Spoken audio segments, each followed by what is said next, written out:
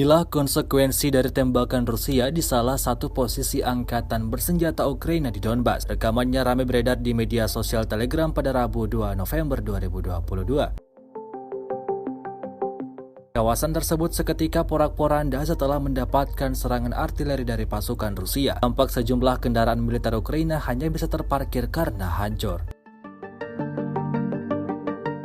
Rusia melaporkan secara total 329 pesawat Ukraina, 167 helikopter, 2.402 kendaraan udara tak berawak, 384 sistem rudal anti pesawat dieliminir sejak awal operasi khusus.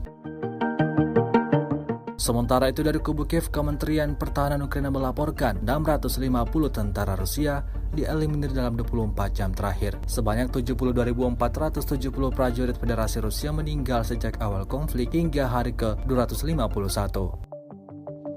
Посадка выкашена.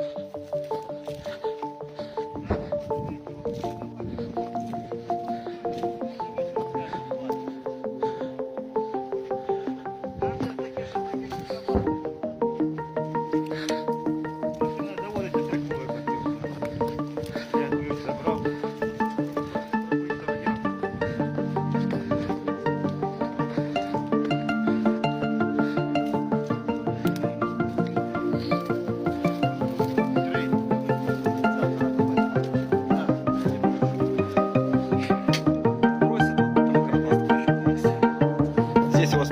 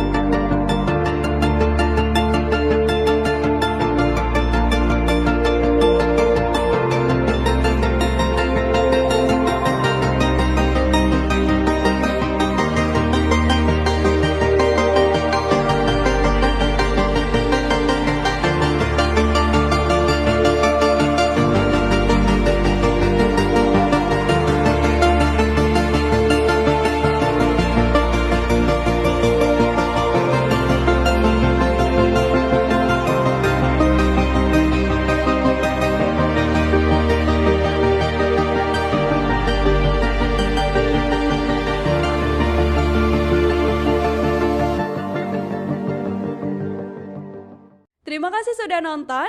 Jangan lupa like, subscribe, dan share ya.